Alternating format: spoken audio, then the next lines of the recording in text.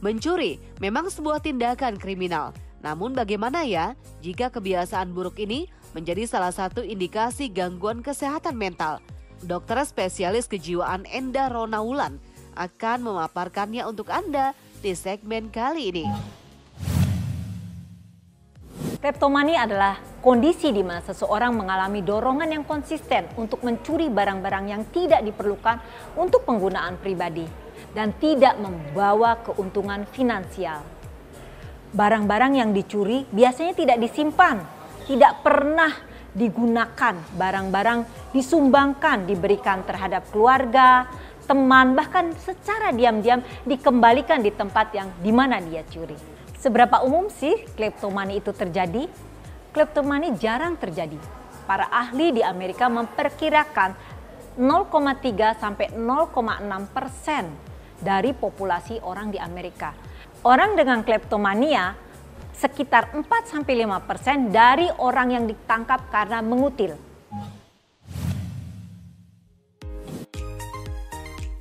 Klepto dan juga mencuri merupakan perbuatan yang tidak dibenarkan. Namun, adakah perbedaan klepto dengan mencuri? Kleptomani berbeda dengan mencuri. Biasanya orang kleptomani mencuri sendirian dan kebiasaan itu secara spontan.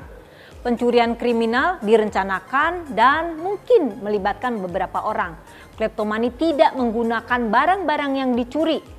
Dan orang kleptomani menghindarkan kondisi jika pencurian yang mengandung resiko tinggi. Orang dengan kleptomani biasanya merasa tertekan saat melakukan pencurian dan merasa puas, lega saat mendapatkan hasil barang curian. Namun merasa bersalah dan depresi saat atau setelah melakukan pencurian.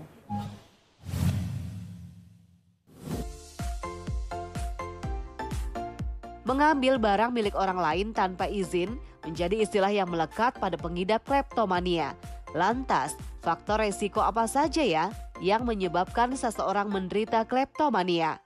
Ada beberapa faktor yang meningkatkan resiko menjadi kleptomani. Yang pertama faktor internal, yaitu adanya faktor genetik. Jika satu orang keluarga, ayah atau ibunya menderita kleptomania, kemungkinan anaknya 10% menderita kleptomania. Jika dua-duanya ibu dan bapak mengalami kleptomania, kemungkinan anaknya 40% menderita kleptomania. Selain itu, faktor eksternal adalah adanya penyalahgunaan zat adiktif atau penggunaan narkoba, penggunaan alkohol, adanya gangguan lainnya seperti gangguan kepribadian, gangguan bipolar, dan gangguan OCD.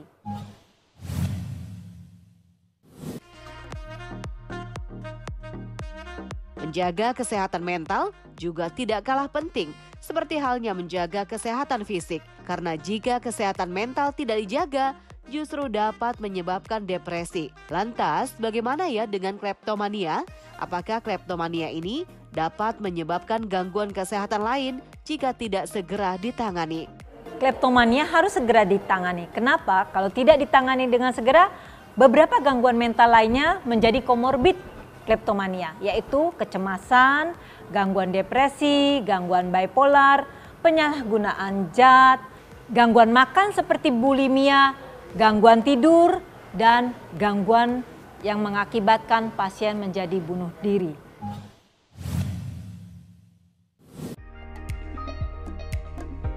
Bagaimana? Sudah paham ya perbedaan antara kleptomania dan juga mencuri? Serta apa yang menyebabkan seseorang mengalami kleptomania? Lantas, apakah kleptomania dapat disembuhkan? Seorang yang mengalami kleptomania harus ditangani dengan baik dan mencari pertolongan ke ahlinya. Karena jika tidak ditangani dengan baik, kleptomania ini akan makin parah dan makin memperberat kondisi pasien, disertai dengan penyakit-penyakit komorbid lainnya. Jadi jika ingin meringankan gangguan kleptomania, sebaiknya memang mencari pertolongan ke psikiater atau psikolog. Kleptomania bisa diatasi dengan pengobatan farmakologi, jadi kita berikan obat-obat sesuai dengan gejala. Misalkan pasien mengalami depresi, kita berikan golongan antidepresan. Pasien mengalami kecemasan, kita berikan golongan anti cemas.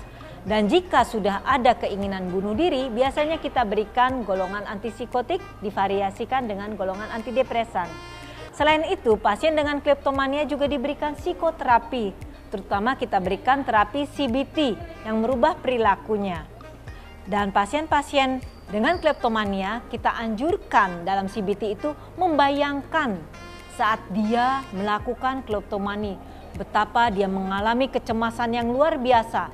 Sehingga dia lebih baik mengontrol kecemasannya daripada dia membayangkan dia harus mencuri barang-barang tersebut. Saya Dr. Endah Ronaulan, spesialis kedokteran jiwa untuk Hidup Sehat Plus.